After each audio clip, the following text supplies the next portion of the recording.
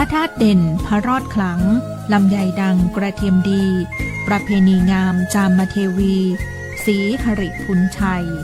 ท่านกำลังฟังสถานีวิทยุกระจายเสียงแห่งประเทศไทยจังหวัดลำพูนสำนักประชาสัมพันธ์เขต 3 กรมประชาสัมพันธ์ส่งกระจายเสียงในระบบ FM Stereo Multiplex ความถี่ 95 เมกะเฮิรตซ์จากอาคารเลขที่ 113 หมู่ที่ 10 ตำบลบ้านกลางอำเภอเมืองจังหวัดลำพูนจากนี้ไปสถานีเชิญท่านรับฟังรายการมองลำพูนค่ะ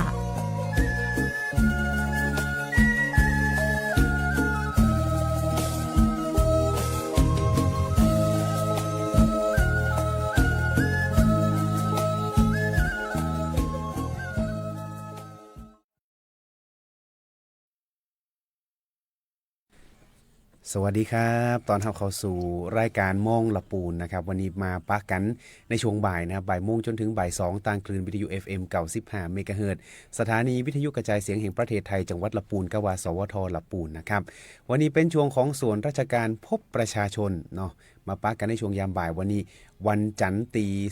16 กุมภาพันธ์2569นะครับวันนี้ได้รับเกียรติจากท่านรองผู้ว่าราชการจังหวัดลำพูนนะครับท่านโยธินประสงค์ความดีวันนี้จะมารวมอู่จ้ากันในประเด็นเกี่ยวกับในเรื่องของมาตรการไฟป่าและหมอกควันนี่เพราะว่าช่วงนี้เองเนี่ยจังหวัดลำพูนก็เริ่มมีการ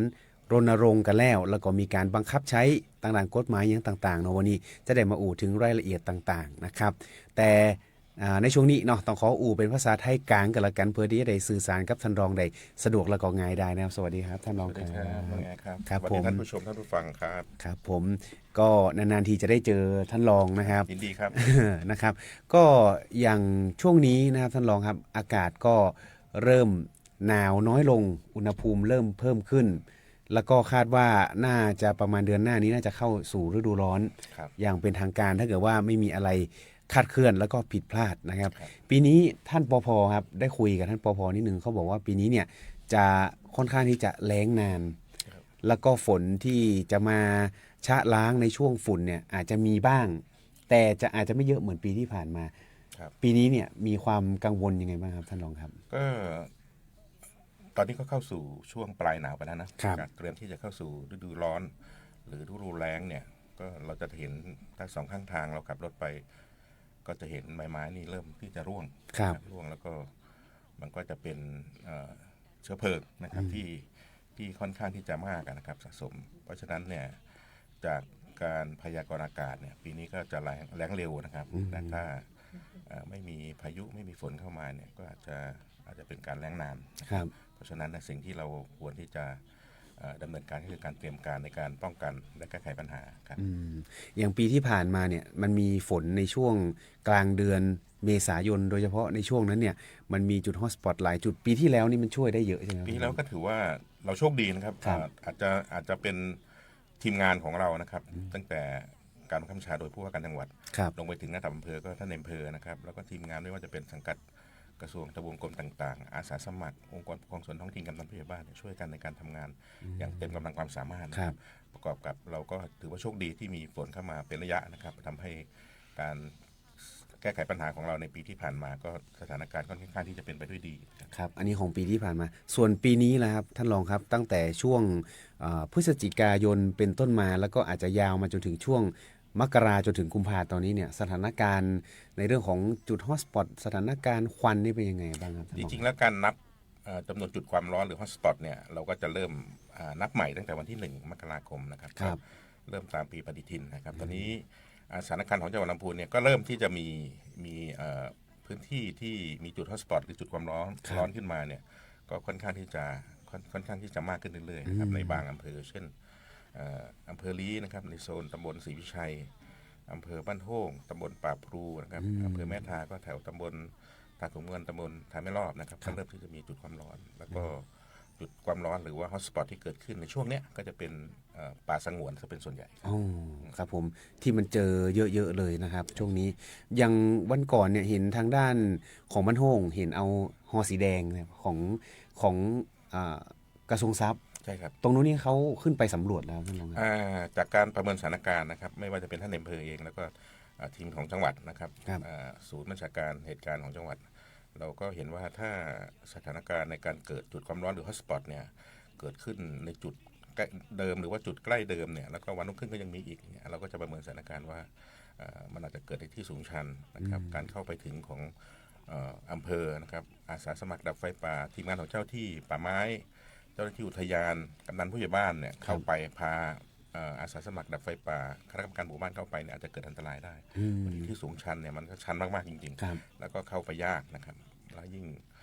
มีความร้อนด้วยเนี่ยก็อาจจะเกิดอันตรายได้ถ้าประเมินสถานการณ์ลักษณะแบบนี้แล้วเห็นว่ามันต้องมีความจำเป็นต้องใช้อากาศยานในการดับไฟใช้เครื่องไม้เครื่องมือเนี่ยเราก็จะประเมินสถานการณ์แล้วก็ขอรับการสนับสนุนเป็นเฮลิคอปเตอร์เขาก็อาจจะมาสำรวจก่อนแล้วก็เขาก็ต้องประเมินเหมือนกันว่าการใช้อากาศยานดับไฟหรือเครื่องบินเฮลิคอปเตอร์ในการดับไฟเนี่ยอันตรายหรือไม่ครับก็ต้องมีการวิเคราะห์ด้วยว่าอันไหนเข้าถึงยากไม่ยากอย่างปีนี้นะครับทุกปีนี้จะมี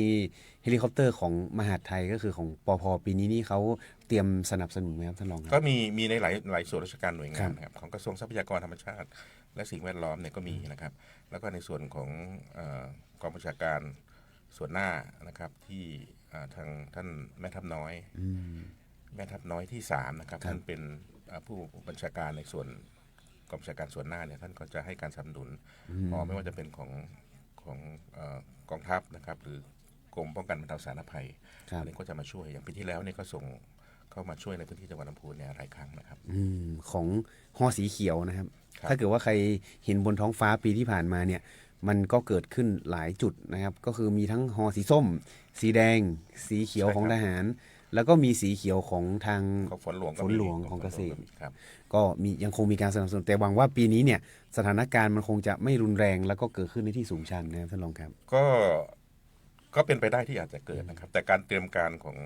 ของพื้นที่เนี่ยท่านอำเภอบังคับบัญชาในส่วนของแต่ละอำเภอเนี่ยท่านก็จะใช้กำลังภาคพื้นดินก่อนนะครับไม่ว่าจะเป็นเจ้าหน้าที่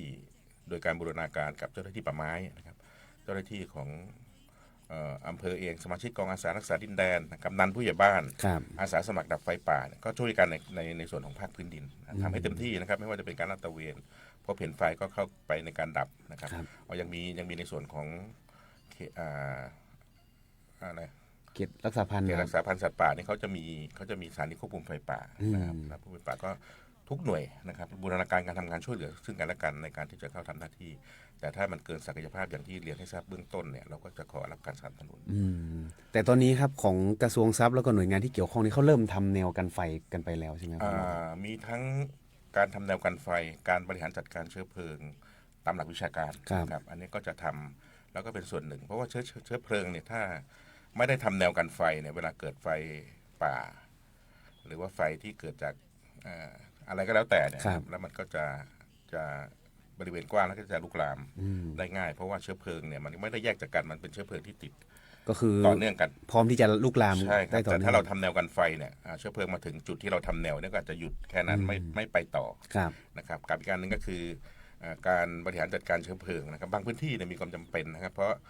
ของเราเป็นสภาพป่าเนี่ยส่วนใหญ่เป็นป่าเต็งรังเพราะฉะนั้นเนี่ยใบไม้ในช่วงปลายหนาวนะครับเข้าสู่ช่วงฤดูร้อนหรือฤดูแล้งเราจะเห็นว่าใบไม้ร่วงอันนี้ก็จะเป็นเชื้อเพลิงที่สะสมนะครับเพราะฉะนั้นทางสถานีทางกรมอุทยานแห่งชาติสัตว์ป่าและพันธุ์พืชกรมป่าไม้มีหน้าที่ในการดูแลในพื้นที่ป่าสงวนแห่งชาติพื้นที่ป่าอนุรักษ์เนี่ยเขาก็จะดูนะครับว่ามีความพร้อมหรือว่ามีความเหมาะสมในการที่จะต้องบริหารจัดการเชื้อเพลิงตามหลักวิชาการหรือไม่ครับผมล่าสุดนี้มีข้อมูลในการจัดทำแนวกันไฟนะพื้นที่ป่าอนุรักษ์ตอนนี้ทำไปแล้ว300 กว่ากิโลเมตรใช่ครับแล้วก็พื้นที่ป่าสงวนเนี่ยทำไปแล้ว370 กิโลเมตรด้วยกันนะครับแล้วก็เป็นหน้าที่ของเจ้าที่ของกรมป่าไม้กับกรมอุทยานอันนี้ก็ดำเนินการไปเรียบร้อยแล้วก็คือเป็นการเฝ้าระวังแต่ก็ต้องลุ้นว่านอกจากนี้เนี่ยนะครับช่วงก่อนคือใบไม้เนี่ยมันลงไปแล้วแล้วก็มีการทำแนวกันไฟไปแล้วต้องไปลุ้นกันอีกทีนึงว่ามันจะตกลงมาเพิ่มตรงกึ่งกลางหรือเปล่าแน่นอนครับเนื่องจากสภาพป่าเนี่ยก็ยังไม่ใช่ว่าจะเป็นผลัดใบทั้งหมดใบไม้จะร่วงทั้งหมดเพราะฉะนั้นเนี่ยการทำแนวกันไฟเนี่ยทางเจ้าหน้าที่ของกรมป่าไม้เจ้าหน้าที่ของกรมอุทยานก็ต้องวางแผนว่าจะทำกี่ครั้งครับแต่เบื้องต้นก็จะประมาณนี้นะครับ300กับ700ใน2พื้นที่เพราะว่าจังหวัดลำพูนของเราเนี่ยโดยเฉพาะโซนลี้เนี่ยเป็นพื้นที่ป่าสัดส่วนมากกว่าในพื้นที่เสี่ยงของการเกษตรใช่ไหมครับท่านรองครับ การจำนวนการเกิดจุดความร้อนเนี่ยหรือว่าจุดฮอตสปอตเกิดขึ้นในพื้นที่ป่าไม่ว่าจะเป็นพื้นที่ป่าไม้หรือพื้นที่ป่าอนุรักษ์ป่าสงวนเนี่ย90 กว่า%ที่ปีที่ผ่านมาที่มันเกิดเพลิงไหม้ตรงนี้ ใช่ครับ นะครับส่วนการสร้างความชุ่มชื้นเห็นว่าปีนี้ก็ทำไปแล้วกว่า90ฝ่ายด้วยกันครับ ก็มีความจำเป็นต้องเขาเรียกทำผืนป่าให้มีความชุ่มชื้นเวลาช่วงฤดูฝนเนี่ยก็สามารถที่จะชะลอการไหลของน้ำได้แล้วก็สามารถที่จะกักเก็บน้ำบางที่กักเก็บน้ำได้บางที่ถ้าไม่สามารถกักเก็บน้ำได้ก็ชะลอความชุ่มชื้นครับเก็บตะกอนดินเห็นของปีที่แล้วเนี่ยครับผมได้ไปดูของที่บ้านสายทองครับท่านรองครับตรงหมู่บ้านนั้นเนี่ยมันจะเป็นกึ่งป่าเต็งรังกับป่าเบญจพรรณแล้วก็มันมีตาน้ำอยู่ตรงนั้นครับปรากฏว่าไอ้พื้นที่ตรงนั้นอ่ะมันไม่ไหม้เลยแล้วก็ชาวบ้านเนี่ยเขาก็ใช้วิธีการที่ว่าน้ำที่มันออกมาเนี่ยบางทีเขาปล่อยให้มันทิ้งแต่ปีที่ผ่านมาเขาเริ่มไปทำวงบ่ออะไรเงี้ยตรงนี้เราก็มีการสนับสนุนต่อเนื่องครับคือบางหมู่บ้านเนี่ยต้องชื่นชมครับว่ามีการอนุรักษ์ทรัพยากรธรรมชาติและสิ่งแวดล้อมได้ดีมากๆพี่น้องประชาชนลุกขึ้นมาในการที่จะร่วมด้วยช่วยกันในการสร้างป่าให้สมบูรณ์นะครับมีการสร้างฝายเพื่อชะลอความชุ่มชื้นทำให้พื้นป่าสมบูรณ์เวลาในช่วงหน้าแล้งใบไม้ร่วงลงมาเนี่ยก็ความชุ่มชื้นมันมีอยู่ทำให้เกิดไฟป่าก็จะน้อยลงครับอันนี้ก็เป็นการดำเนินการในมาตรการอย่างชุมชนไหนที่เข้มแข็งเนี่ยเขาก็จะมีมาตรการในการดูแลกันอย่างบ้านใครมีวงบ่อเก่าๆเขาก็ไปรองน้ำทิ้งไว้เขาบอกว่าที่แรกผมก็เคยถามว่าท่านรองเขาบอกว่าตรงนี้เนี่ยที่รองน้ำทิ้งไว้1สัตว์ป่าก็ได้มากินแล้วก็ช่วงไหนที่มันเกิดไฟลุกขึ้นมาจริงๆเนี่ยชาวบ้านสามารถตักน้ำแถวนั้นเนี่ยได้เลยนะครับนี่ก็ต้องขอบคุณและชื่นชมหมู่บ้านต่างๆนะครับที่เป็นต้นแบบในการที่จะดูแลทรัพยากรธรรมชาติสิ่งแวดล้อมในพื้นที่ของตัวเองอันนี้ในพื้นที่ตำบลป่าสักนะปีที่แล้วไปดูมาเห็นว่าปีนี้เองเนี่ยยังคงมีพื้นที่ที่น่าเป็นห่วงที่สุดเหมือนที่ท่านรองได้เกริ่นไว้ในช่วงต้นก็คือโซนของอำเภอลี้ปีนี้ก็ยังต้องเฝ้าระวังเป็นพิเศษนะครับแน่นอนครับจริงๆแล้วเรามีพื้นที่ที่กำหนดไว้เป็นพื้นที่พิเศษเฝ้าระวังเป็นพิเศษเนี่ยหลายพื้นที่นะครับไม่ว่าจะเป็นพื้นที่อุทยานแห่งชาติแม่ปิงนะครับในตำบลก้ออำเภอลีแล้วก็พื้นที่บริเวณดอยขม้อนะครับที่เป็นพื้นที่ป่าสงวนนะครับแล้วยังมีพื้นที่แม้กระทั่งศูนย์ราชการจังหวัดลำพูนเองก็เป็นพื้นที่สภาพพื้นที่ก็ด้านหน้าก็เป็นป่าด้านหลังก็เป็นป่าแล้วมีส่วนราชการอยู่นะครับหลายๆส่วนอันนี้ก็เป็นพื้นที่ที่เราเฝ้าระวังแต่อย่างไรก็แล้วแต่ไม่ใช่แค่พื้นที่พิเศษทั้ง3เท่านั้นพื้นที่อื่นๆเนี่ยเราก็เฝ้าระวังหมดไม่ว่าจะเป็นพื้นที่ป่าพื้นที่ริมทางพื้นที่เกษตรพื้นที่ชุมชนพื้นที่ในเขตปฏิรูปหรือสปก.เนี่ยเป็นพื้นที่ที่เราต้องช่วยกันในการที่จะดูแลครับก็ดูแลทั้งหมดอย่างปีที่ผ่านมาเรามีในเรื่องของก้อแซนด์บ็อกซ์ปีนี้เรายังคงใช้โมเดลนี้กันอยู่ใช่ไหมครับคืออันนี้ต้องขอบคุณพี่น้องชาวตำบลก้ออำเภอลีนะครับที่ได้ร่วมกันนะครับในการที่จะดูแลพื้นที่ของตัวเองแล้วก็ขอบคุณส่วนราชการหน่วยงานมูลนิธิที่เข้าไปช่วยสนับสนุนในการทำงานของพี่น้องประชาชนทำให้ภาครัฐภาคเอกชนภาคประชาชนได้ร่วมด้วยช่วยกันในการทำหน้าที่ดูแลทรัพยากรธรรมชาติสิ่งแวดล้อมสถานการณ์ก็ค่อยๆดีขึ้นก็เนี่ยปีที่แล้ว2 ปีที่ผ่านมาเนี่ยเกิดไฟป่าฮอตสปอตเนี่ยน้อยมากก็คือลดลงไปเยอะเลยอย่างปีนี้เนี่ยมันเป็นพื้นที่ที่มันติดกับเชียงใหม่แล้วก็ตากของเรามีการบูรณาการยังไงบ้างครับท่านรองคืออุทยานแห่งชาติแม่ปิงเนี่ยมีพื้นที่หลายจังหวัดนะครับไม่ใช่เฉพาะจังหวัดลำพูนแล้วก็ตำบลก้อตำบลแม่ลานเท่านั้นเขามีพื้นที่หลายจังหวัดตรงนี้ทางเป็นหน้าที่ของหัวหน้าอุทยานแห่งชาติหัวหน้าอุทยานแห่งชาติแม่ปิงนะครับในการที่จะต้องดูแลทุกพื้นที่ที่อยู่ในทุกพื้นที่ที่เป็นพื้นที่ที่เขารับผิดชอบไม่ว่าจะอยู่จังหวัดไหนแต่ในส่วนของจังหวัดลำพูนเองก็อาจจะมีพื้นที่ที่ค่อนข้างมากแล้วก็เคยเป็นปัญหาเพราะนั้นเนี่ยในการดำเนินการเราได้รับความร่วมมือจากเจ้าของหรือว่าผู้รับผิดชอบหลักก็คือหัวหน้าอุทยานเองครับสถานีควบคุมไฟป่าแล้วก็พี่น้องประชาชนเทศบาลลงมาช่วยกันครับก็คือดูแลทั้งทุกโซนเลยที่เป็นแบบโซนที่มันเป็นที่ของเขาก็คืออย่างสมมุติว่ามันอยู่ในพื้นที่ของตากเชียงใหม่อะไรนี้ก็มีเจ้าที่ของอุทยานด้วยชุมชนในพื้นที่ด้วยอุทยานที่รับผิดชอบในพื้นที่นั้นๆเป็นหน่วยที่เขารับผิดชอบแล้วถ้าเกิดว่าเจออะไรที่มันเหนือกว่าแรงของเราก็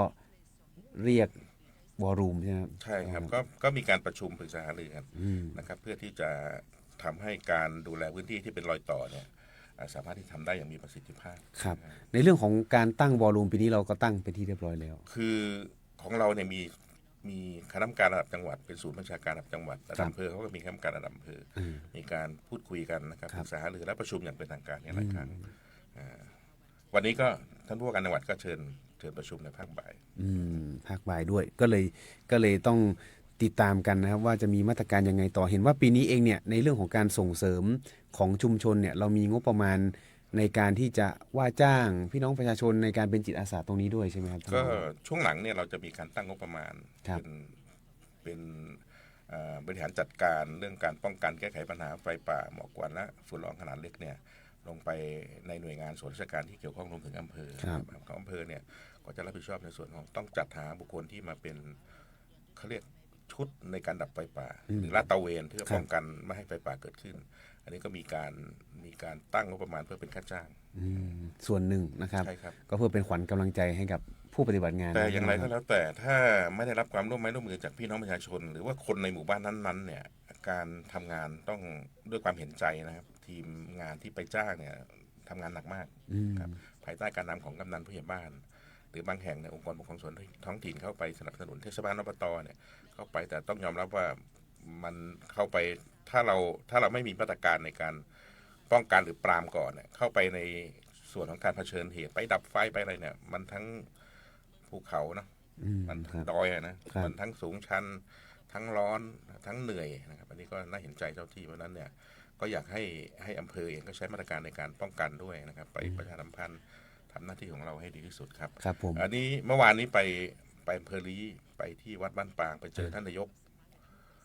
เทศมนตรีตำบลศรีวิชัยนะครับท่านในอำเภอลีท่านก็บอกว่าตอนนี้ทางเทศบาลตำบลศรีวิชัยเองเนี่ยตั้งงบประมาณเพื่อที่จะจ้างพี่น้องประชาชนในพื้นที่เนี่ยในการดูแลลาดตระเวนดับไฟป่าในพื้นที่ของตัวเองด้วยในตำบลศรีวิชัยนี่ต้องขอบคุณนะฮะทางเทศบาลตำบลศรีวิชัยภายใต้การนำของท่านนายกและผู้บริหารขอบคุณท่านในอำเภอลีด้วยครับอันนี้ก็เป็นงบของท้องถิ่นของท้องถิ่นเองท้องถิ่นก็สามารถที่จะตั้งงบประมาณในการที่จะดูแลพื้นที่ของตัวเองได้ด้วยแสดงว่าถ้าเกิดว่าเป็นท้องถิ่นของในพื้นที่อื่นที่อย่างปีที่ผ่านมาเนี่ยท้องถิ่นไหนที่มันมีแบบเขาเรียกว่ามีจุดฮอตสปอตเยอะๆไม่เยอะๆเนี่ยก็สามารถทำอย่างนี้ได้เหมือนกันเลยก็สามารถที่จะดูแลพื้นที่ไม่ว่าจะเป็นวัสดุอุปกรณ์การจ้างพี่น้องประชาชนในพื้นที่เพื่อที่จะมาทำหน้าที่ในการลาดตระเวนในการช่วยดับไฟสามารถที่จะดำเนินการได้นอกจากงบประมาณจังหวัดที่ตั้งไว้แล้วก็ให้อำเภอไปบริหารจัดการให้ท่านอำเภอบริหารจัดการเมื่อกี้เราก็บอกว่ามีจำนวนหนึ่งนะครับแต่นี่ก็อาจจะไม่เพียงพอถ้าท้องถิ่นองค์กรปกครองส่วนท้องถิ่นไม่ว่าจะเป็นเทศบาลอบจเห็นว่ามีความจำเป็นต้องสนับสนุนการปฏิบัติงานหรือดูแลพื้นที่ของตัวเองก็สามารถที่จะดำเนินการได้และเห็นที่ดีนะครับและเห็นปีนี้เนี่ยมันมีในเรื่องของชาวบ้านเข้ามาเนี่ยเรามีการบริหารจัดการเชื้อเพลิงไหมอย่างเมื่อก่อนเรามีในเรื่องของการชิงเผาปีนี้เรายังคงรณรงค์ในเรื่องนี้อยู่ไหมหรือว่าไม่ได้แล้วตอนนี้คือบริหารจัดการเชื้อเพลิงตามหลักวิชาการเนี่ยมันเป็นหน้าที่จริงๆแล้วก็เป็นหน้าที่ของเจ้าที่กรมป่าไม้กรมอุทยานแห่งชาติสัตว์ป่าและพันธุ์พืชอันนี้ต้องได้รับการอนุมัติและได้รับการจัดสรรงบประมาณจากต้นสังกัดเขาแล้วก็มาทำในพื้นที่ต้องมีการระบุพิกัดต้องมีการระบุจำนวนพื้นที่ขนาดพื้นที่จำนวนระยะเวลาในการดำเนินการนะครับก็ขอให้เป็นหน้าที่ของส่วนราชการหน่วยงานที่เขารับผิดชอบก็คือมีการควบคุมใช่ครับทั้งหมดเลยก็บริหารจัดการตามหลักวิชาการจะต้องมีการควบคุมแล้วก็ถามว่ามีความจำเป็นไหมนะครับก็เขาก็ยืนยันว่ามีความจำเป็นอยู่เพราะว่าไม่งั้นเชื้อเพลิงหรือว่าใบไม้ที่ตกลงมาเนี่ยถ้าเราไม่ดำเนินการบริหารจัดการเชื้อเพลิงอย่างถูกต้องก็อาจจะเป็นเชื้อเพลิงที่สามารถที่จะลุกลามใหญ่ได้กรณีที่มันเกิดเพราะฉะนั้นมันต้องมีการคุมเป็นวงไปนะครับแล้วก็ในส่วนของจังหวัดลำพูนปีนี้เห็นว่ามีการประกาศในเรื่องของการบังคับใช้กฎหมายไปแล้วตั้งแต่1 กุมภาพันธ์ที่ผ่านมารายละเอียดเป็นยังไงบ้างครับท่านรองครับจริงๆแล้วการเผาในที่โล่งเนี่ยมันไม่สามารถดำเนินการได้อยู่แล้วครับ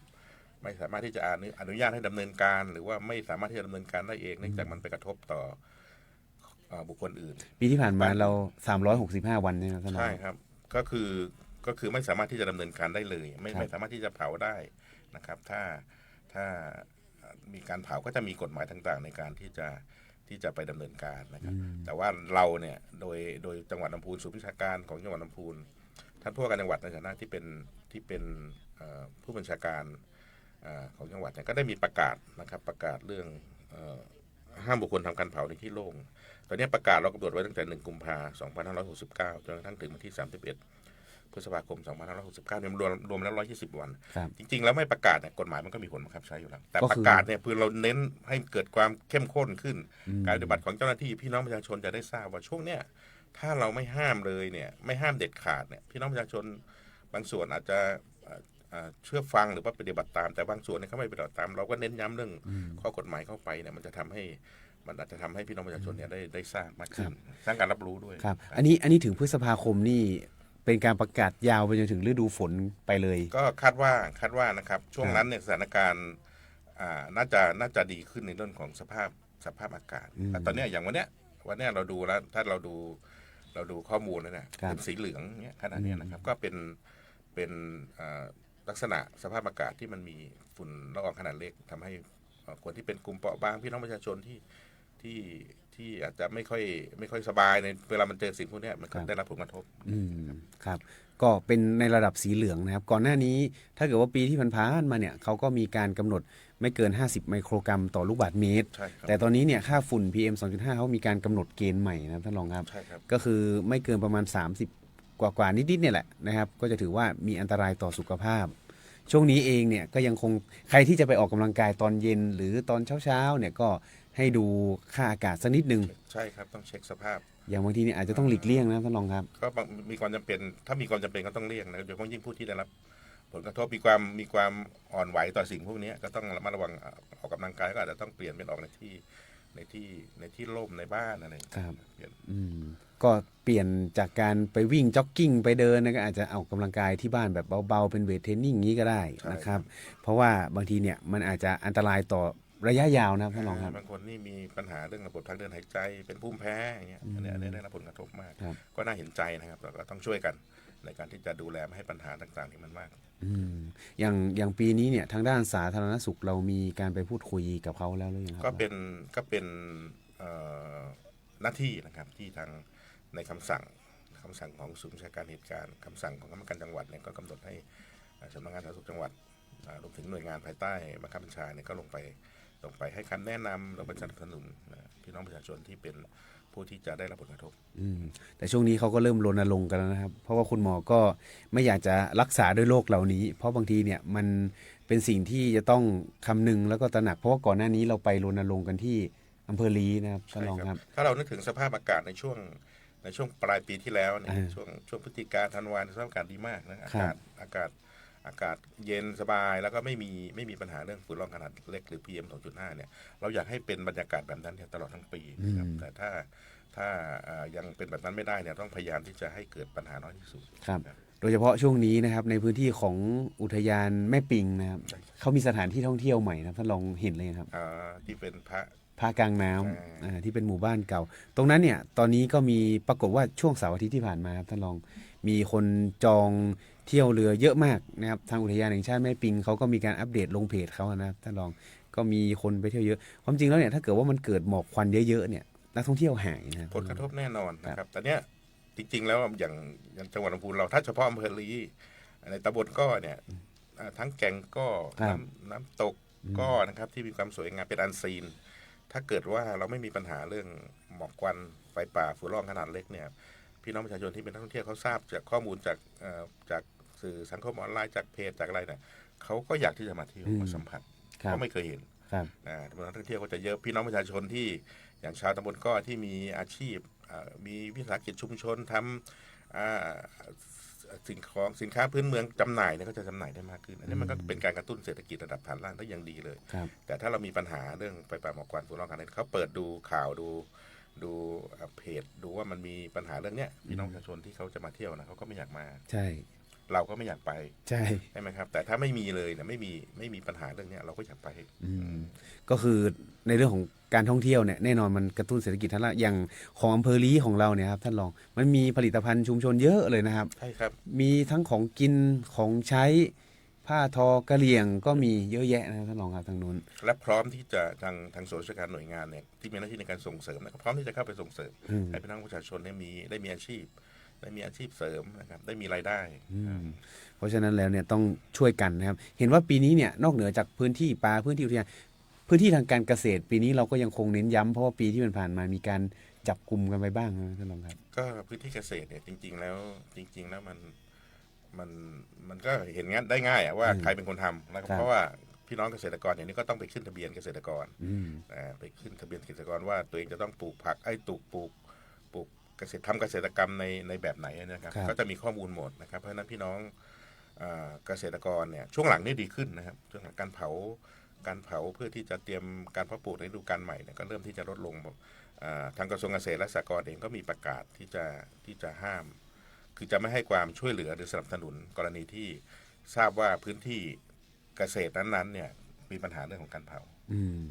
ครับผมก็มีมาตรการปีนี้เนี่ยก็ยังคงเน้นย้ำเหมือนเดิมนะมาตรการทางมาตรการเขาเริ่มแล้วเผาก็คือตัดสิทธิ์มาตรการเริ่มแล้วนะครับเพราะฉะนั้นเนี่ยก็ฝากพี่น้องประชาชนที่เป็นเกษตรกรนะครับหรือว่าอาจจะมีพื้นที่ในการเพาะปลูกเล็กน้อยเนี่ยก็ถ้าคือห้ามเผาดีกว่าห้ามเผาเลยแล้วก็ส่วนราชการหน่วยงานไม่ว่าจะเป็นประกาศจังหวัดเองประกาศกระทรวงเกษตรเองเป็นมาตรการห้ามหมดเลยก็คือห้ามเผาในพื้นที่โล่งทุกชนิดเหมือนที่ท่านรองบอกเมื่อกี้365วันนะครับมีกฎหมายของกระทรวงทรัพย์มีของสาธารณสุขมีของจราจรด้วยในส่วนของข้างทางในปีนี้กังวลไหมครับท่านรองครับคือพื้นที่ข้างทางเนี่ยบางทีเราก็สาเหตุมันอาจจะมาหลากหลายสาเหตุบางทีเราก็อาจจะไม่ทราบคนขับรถผ่านมาอาจจะโยนอะไรนะก้นบุหรี่ทิ้งอะไรเงี้ยแล้วก็บริเวณสองข้างทางของน้ำพูเราเนี่ยอย่างถนนซุปเปอร์ไฮเวย์เนี่ยสองข้างทางเราก็จะมีต้นไม้ใหญ่บางทีกรอบบริเวณกลางถนนเนี่ยนะครับก็จะมีปลูกต้นไม้มีอะไรแล้วใบไม้ก็ร่วงเพราะฉะนั้นทางจังหวัดเองก็ได้มอบภารกิจตรงนี้คือหน่วยงานไหนเป็นเจ้าของพื้นที่นั้นๆเนี่ยก็ต้องรับผิดชอบอันนี้อย่างกรมทางหลวงโดยแขวงทางหลวงลำพูนนะครับหรือว่าถนนที่เป็นทางหลวงชนบทนะครับทางชนบทเนี่ยก็ผู้อำนวยการแขวงทางหลวงชนบทก็ต้องเป็นผู้รับผิดชอบนะครับในการที่จะดูแลนะครับอาจจะมีเจ้าที่ลาดตระเวนหรือว่าพบว่ามีการไหม้ในส่วนของริมทางก็ต้องดำเนินการนะครับมีรถน้ำรถดับเพลิงไปดับส่วนพี่น้องประชาชนนะครับฝากว่าถ้ามีการไปพบเห็นนะครับรถผ่านไปเห็นมีการเผาไหม้หรือว่ามีสองข้างทางเนี่ยมีการไหม้ก็รีบแจ้งเจ้าที่ก็แจ้งได้เลยปีนี้ท่านผู้ว่าบอกว่าให้นึกถึง191ก่อนนะครับปีนี้เราเน้นย้ำทางตำรวจไปแล้วนะใช่ครับก็มีการประชุมศูนย์เนี่ยก็ทุกส่วนราชการหน่วยงานก็จะเป็นคณะกรรมการก็คือท่านผู้ว่าบอกว่า191นะครับมันจำง่ายที่สุดแล้ว จำง่ายที่สุดแล้วและในประกาศจังหวัดประกาศห้ามเผาในที่โล่งเนี่ยก็จะมีหมายเลขโทรศัพท์หมดเลยมีครบหมดครับโหลดไว้แล้วก็เก็บไว้ในมือถือเลยถ้าพบเห็นที่ไหนก็ถ้าเป็นไปได้ขอความกรุณาช่วยกันนะครับในการที่จะเป็นหูเป็นตาแจ้งเพราะว่าการเกิดไฟป่าหมอกควันฝุ่นละอองขนาดเล็กเนี่ยมันเป็นปัญหาของทุกคนนะมันไม่มีพรมแดนไม่มีหน้าต่างปิดไม่มีพรมแดนไม่มีอะไรกั้นเลยครับไม่มีหน้าต่างปิดเพราะฉะนั้นเนี่ยเกิดในตำบลเนี้ยตำบลอื่นก็ต้องรับผลกระทบด้วยอย่างปีที่ผ่านมานี่ถ้าเกิดว่าเป็นหมอกควันข้ามแดนนี่ถือว่ามีผลกระทบกับบ้านเราไหมครับเพราะว่าจุดฮอตสปอตเราก็ไม่ได้เยอะแต่เราจะไปกล่าวหาเขาว่าในจังหวัดเพื่อนบ้านเราบางทีจุดมันเยอะกว่าของเราคือหมอกควันข้ามแดนเนี่ยมันตั้งแต่ระดับประเทศนี่ก็เป็นหน้าที่ของกระทรวงทบวงกรมที่เขารับผิดชอบของเราเนี่ยเราอยู่ในพื้นที่เราไม่ใช่พื้นที่ชายแดนเนี่ยแต่ว่าจะมีข้ามแดนในส่วนของจังหวัดจังหวัดเราอยู่ใกล้จังหวัดข้างเคียงหรือว่าแม้กระทั่งอำเภอเองเนี่ยก็มีอำเภอที่อยู่ข้างเคียงเนี่ยเพราะฉะนั้นเนี่ยก็จะเป็นสิ่งที่เราต้องช่วยกันนะครับดูจริงๆก็ถ้าเราป้องกันพื้นที่อำเภอเราได้เนี่ยก็ถือว่าสุดยอดแล้วแต่ถ้าเราดูพื้นที่ข้างเคียงพื้นที่ที่เป็นตะเข็บติดต่อกับอำเภออื่นได้ด้วยร่วมกันนะครับ2อำเภออาจจะคุยกันช่วยกันก็จะทำให้มันได้ผลคือดีขึ้นถ้ามันเป็นคือป่าผืนเดียวกันมันบางทีมันอยู่2-3 อำเภอเนี่ยเพราะฉะนั้นเนี่ยมันก็มีเขตติดต่อถ้าเราช่วยกันในการป้องกันไม่ให้เกิดจากอำเภอเราไปอำเภออื่นมันก็ไม่ลามไปครับเมื่อพื้นที่อุทยานนี่ต้องทำความเข้าใจก่อนนะครับคุณผู้ฟังก็คือมันประกาศทับซ้อนกันหลายจังหวัดเพราะบางทีเนี่ยมันเป็นผืนป่าที่เขาเรียกว่าขีดเส้นเขาเรียกว่าขีดเส้นแผนที่โทโปอะไรของเขานะครับบางทีเนี่ยมันอาจจะต้องไปครอบคลุมแล้วมันอาจจะต้องทับซ้อนกับจังหวัดอื่นอันนี้มีการบูรณาการร่วมกันอยู่แล้วแต่อย่างไรก็ตามนะครับถ้าเกิดว่าฝั่งทางนู้นเนี่ยมันมีการลามจนไม่สามารถที่จะหยุดยั้งได้อันนี้เนี่ยมันก็จะมีเหมือนเฮลิคอปเตอร์เนี่ยเข้าไปดับให้ใช่ไหมครับท่านรองครับ ทั้ง ถ้ามันเกี่ยวเนื่องกันนิดนึงอย่างบางทีเนี่ยพื้นที่เรามันก็มีหน้าผาสูงๆครับท่านรอง ถ้าศูนย์บัญชาการส่วนหน้าที่เขาดูแลเขาต้องดูแลภาคเหนือทั้งหมดเพราะฉะนั้นเนี่ยเขาก็ไม่ใช่เฉพาะจังหวัดลำพูนเข้ามาแล้วก็การกำหนดเขตอุทยานเช่นอุทยานแห่งชาติแม่ปิงอุทยานแห่งชาติดอยขุนตาลเนี่ยมันไม่ได้กำหนดเฉพาะเขตจังหวัดลำพูนมันเป็นพื้นป่าที่กำหนดโดยไม่ใช่ใช้เขตปกครองมันอาจจะข้ามอย่างอุทยานขุนตาลเนี่ยจะมีทั้งจังหวัดลำปางลำพูนด้วยนะครับแม่ปิงเนี่ยก็จะมีทั้งลำพูนตากเชียงใหม่อะไรเงี้ยก็เป็นพื้นที่หลายจังหวัดครับติดกันหมดเลย ชาวบ้านบอกว่าเอ้าเห็นบินขึ้นไปดับการขึ้นบินขึ้นไปดับนี่มีต้นทุนนะครับสูงนะครับต้องบอกไว้ก่อนเหมือนที่ท่านรองบอกว่าถ้ามันไม่เริ่มต้นจากตัวเราเนี่ยเราจะไปใช้เฮลิคอปเตอร์บินตลอดนี่คืองบหลวงทั้งนั้นเลยครับก็คือไปหนึ่งยกตัวขึ้นหนึ่งทีเนี่ยนะครับแน่นอนก็คือใช้เงินแล้วนะครับเพราะว่าการบินแต่ละทีเนี่ยน้ำมันเครื่องบินไม่เหมือนน้ำมันรถยนต์นะฮะ อาจจะแพงกว่ากันเยอะเลยนะครับแล้วก็บินทีนึงเนี่ยบินหลายเที่ยวแล้วก็มีข้อจำกัดในเรื่องของการบรรทุกน้ำด้วยนะครับอาจจะไม่ได้เยอะแต่ก็สามารถกันบางทีเนี่ยบินขึ้นไปเพื่อที่เอาเป็นแนวกันที่ไม่ให้มันลามต่อไปในพื้นที่อื่นๆก็หวังว่าปีนี้เนี่ยมันจะไม่ลุกลามแล้วก็ช่วยกันเป็นหูเป็นตาเหมือนที่ท่านรองบอกก็คือ191ก็ได้เบอร์เนี้ยนะครับท่านผู้ว่าเขาก็บอกว่าเดี๋ยว191เขาประสานต่อเองว่ามันเกิดขึ้นในพื้นที่ไหนจะได้ส่งคนเข้าไปส่วนเรื่องของการดำเนินคดีเนี่ยก็ให้ว่ากันไปตามหลักฐานว่าใครอยู่ตรงไหนทำผิดยังไงก็ปีนี้ก็เห็นว่ามีการจับปรับเหมือนกันนะครับถ้าเกิดว่ามีการทำผิดเนี่ยเห็นว่าสูงสุด2 ล้านนะครับท่านรองคือการบังคับใช้กฎหมายเนี่ยเราปฏิบัติแน่นอนนะครับในพื้นที่ชุมชนพื้นที่เกษตรก็มีกฎหมายในการที่จะดูแลไม่ว่าจะเป็นกฎหมายการสาธารณสุขกฎหมายที่องค์กรปกครองส่วนท้องถิ่นรับผิดชอบนะถึงแม้จะมีแค่โทษอาจจะมีการปรับนะครับจากเทศบาลอบตองค์กรปกครองส่วนท้องถิ่นเนี่ยก็บางทีมันก็อายเขาเนาะเหมือนกับว่าเราไม่ได้ให้ความร่วมมือหรือไม่ได้ดูปัญหาที่มันเป็นปัญหาภาพรวมนะครับไปเผาด้วยอาจจะทราบหรือไม่ทราบก็แล้วแต่มันไปกระทบกับคนอื่นแล้วก็ถ้ามันเกิดไฟป่าหมอกควันเกิดไฟป่าในพื้นที่ป่าไม่ว่าจะเป็นพื้นที่ป่าไม้พื้นที่ป่าอนุรักษ์เนี่ยมันก็ยิ่งมีความผิดตามกฎหมายนั้นๆเพราะฉะนั้นเนี่ยถ้าเจ้าหน้าที่ไม่ว่าจะเป็นเจ้าที่ป่าไม้เองฝ่ายปกครองท่านในอำเภอเจ้าที่ตำรวจไปพบเนี่ยมันมีความผิดหมดครับเหมือนปีที่ผ่านมาสท.ลำพูนเคยเอาข่าวลงอยู่นะครับที่ไปหาไข่มดแดงท่านรองและทีนี้เนี่ยเจ้าหน้าที่ลาดตระเวนของอุทยานเนี่ยเขาเดินไปเจอพอดีเลยนะครับเขาใช้โทรศัพท์มือถือของเขาเนี่ยถ่ายเป็นหลักฐานได้ชัดเจนเลยนะครับแล้วก็คนที่เขากระทำผิดเนี่ยก็เขาก็ถามนะครับท่านรองว่าเผาไปทำไมก็บอกว่าเพื่อหาของป่าไงความจริงนั้นมันเป็นความเข้าใจที่ผิดนะท่านรองครับใช่ไหมครับก็จริงๆแล้วการที่พี่น้องประชาชนบางท่านเนี่ยมีอาชีพนะครับในการที่จะต้องมีความจำเป็นนะครับในการที่จะต้องเข้าป่าเพื่อหาของป่าแล้วก็เอามายังชีพหรือเอามาขายเนี่ยตอนนี้เขาก็ไม่ได้ถ้าไม่ได้ปฏิบัติผิดกฎหมายนะเขาก็ไม่ได้ห้ามนะครับแต่ว่าอยากที่จะขอความร่วมมือนะครับถ้าเราไปดำรงชีพหรือยังชีพของเราในป่าแล้วก็ไปทำลายป่าด้วยเนี่ยนอกจากมันจะทำให้พื้นที่ทำอาหารกินของเราเนี่ยมีปัญหาแล้วเนี่ยเรายังผิดกฎหมายด้วยนะปีนี้ก็อยากที่จะต้องขอความร่วมมือกันนะครับแล้วก็พี่น้องประชาชนที่ไม่เคยปฏิบัติไม่เคยทำนะก็มีอาชีพอาจจะเป็นอาชีพเดียวกันหรือไปพบเห็นเนี่ยถ้าพบเห็นการกระทำผิดก็ต้องแจ้งนะครับแจ้งทางเจ้าที่ครับชุมชนบางพื้นที่นี่เห็นว่าเขามีการเฝ้ายามจดบันทึกกันเลยทีเดียวนะท่านรองครับปีนี้ก็น่าจะมีส่วนใหญ่จะทำที่แบบว่ามีป่าชุมชนที่เขาดูแลผืนป่าด้วยชุมชนเองเนี่ยประกาศเป็นป่าชุมชนแล้วก็มีหรืออาจจะยังไม่ได้ประกาศเป็นป่าชุมชนแต่ว่าเป็นผืนป่าที่เขาหวงแหนเนี่ยเขาก็มีคณะกรรมการในการที่ต้องเฝ้าระวังก็คือเช็คได้เลยใครเข้าออกอะไรยังไงผมเคยเห็นปีที่ผ่านมาเขามีการเช็คไม่กระทั่งว่าเอาไม้ขีดไฟไปหรือเปล่าเอาไฟเช็คไปหรือเปล่าอันนี้มีการดูแลตรงนี้หมดเลยก็มีเหตุผลของชุดปฏิบัติการของหมู่บ้านนั้นๆนะครับเพราะเขาทราบว่าถ้าเกิดเอาเข้าไปเนี่ยมันพอเข้าไปแล้วเนี่ยมันไม่มีใครไม่แน่เหมือนกันนะครับเพราะฉะนั้นเนี่ยเขาก็ต้องเตรียมการอาจจะช่วงนี้อาจจะไม่ได้อนุญาตให้เอาเข้าครับช่วงนี้นี่ผักหวานออกนะฮะ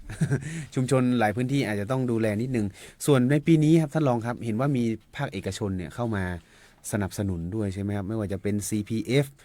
เมื่อวันก่อนเนี่ยวันที่13ก่อนวันวาเลนไทน์นะครับในพื้นที่อุทยานแห่งชาติดอยขุนตาลเป็นยังไงบ้างครับทางนู้นครับก็ ผมเองก็ได้รับมอบหมายจากท่านผู้ว่าการจังหวัดนะครับให้เข้าไปร่วมในการเขาเรียกเป็นคิกออฟของการป้องกันไฟป่าและแก้ไขปัญหาฝุ่นละอองขนาดเล็กหรือ PM 2.5 ครับ ในพื้นที่จริงๆเป็นพื้นที่อำเภอแม่ทาแต่ว่า2 ตำบลก็คือตำบลทาปลาดุกกับตำบลทาโศกเศร้า ครับ จำนวน 12 หมู่บ้านนะครับ 12 หมู่บ้านเนี่ยพื้นที่กว่า 20,000 ไร่ แล้วก็พื้นที่ส่วนใหญ่จะต้องเป็นป่าชุมชนนะครับทาง CPF นะครับเขาก็ไปสนับสนุนในหลายๆเรื่องนะครับไปเหมือนกับเป็น CSR นะครับเขาจะเน้นใน 12 หมู่บ้านนี้ก่อน เพื่อเป็นนำร่องนะครับ 20,000 ไร่ระยะเวลาก็ใช้เวลาประมาณ 3 ปีเลยนะครับเป็นโครงการที่ระยะเวลาค่อนข้างยาวนะครับก็ปีนี้นะครับ697071แล้วก็เขาจะมุ่งเน้นใน4เรื่องนะครับก็คือป้องกันแล้วก็เฝ้าระวังไฟป่ามุ่งเน้นในเรื่องของการสนับสนุนอุปกรณ์ดับไฟแล้วก็มุ่งเน้นในเรื่องของการถ่ายทอดองค์ความรู้แล้วก็ส่งเสริมการแปรรูปเศษวัสดุเหลือใช้ทางการเกษตรถ้าไม่มีการเผาเศษวัสดุเหลือใช้ทางการเกษตรเนี่ยมันก็จะทำให้ปัญหาเรื่องหมอกควันฝุ่นละอองขนาดเล็กเนี่ยมันก็ลดน้อยลงครับอันนี้เขาก็มาสนับสนุนเห็นมีในภาพข่าวนี่มีการเอาเครื่องเป่าอะไรมาสนับสนุนอะไรเราด้วยก็อันนี้ก็เป็นหนึ่งในวัตถุประสงค์ที่เขามาดำเนินการคือสนับสนุนอุปกรณ์ในการดับไฟเพราะว่าถ้ามีอุปกรณ์ในการดับคือตัวเป่าเนี่ยเครื่องเป่าเนี่ยมันก็จะช่วยทุ่นแรงให้กับพี่น้องประชาชนที่ทำหน้าที่ดับไฟครับอันนี้ก็เป็นเบื้องต้นนะปกติถ้าไม่มีตัวนี้นะเขาก็ใช้แบบไม้กวาดอะไรเงี้ยมันก็ไม้กวาดไม้ตบไหมครับแต่ว่าถ้ามีอุปกรณ์ในการนี้ก็สามารถที่จะดับเขาเรียกอะไรนะเป่าให้ใบไม้ต่างๆเนี่ยมันแยกจากไฟแล้วก็ความจริงแล้วเนี่ยอุปกรณ์เป่าไฟที่มันเป็นเมื่อก่อนเราใช้ที่ตบเนี่ยมันอันตรายจริงบางทีเนี่ยลมมันย้อนเข้าแล้วก็เราก็จะเห็นข่าวที่เจ้าหน้าที่เนี่ยได้รับบาดเจ็บอะไรอย่างนี้บ้างแต่เครื่องเป่าเนี่ยมันช่วยได้เยอะนะครับเป่าให้ไฟเนี่ยออกไปจากตัวด้วยก็เป็นการสนับสนุนของภาคเอกชนนั่นเองปีนี้เนี่ยนะครับต้องขอบคุณภาคเอกชนนะครับบริษัทเจริญโภคภัณฑ์อาหารจำกัดมหาชนหรือ CPF นะครับก็นำมาสนับสนุนแล้วก็ในส่วนของเจ้าหน้าที่นะครับปีนี้เรามีข้อห่วงใยต่อเขายังไงบ้างครับท่านรองครับเจ้าหน้าที่เนี่ยคือท่านผู้การจังหวัดเน้นย้ำในเรื่องของความปลอดภัยนะในการทำงานไม่ว่าจะเป็นเจ้าที่ที่มีการจ้างโดยงบประมาณนะฮะหรือว่าเจ้าที่เป็นจ้างโดยองค์กรปกครองส่วนท้องถิ่น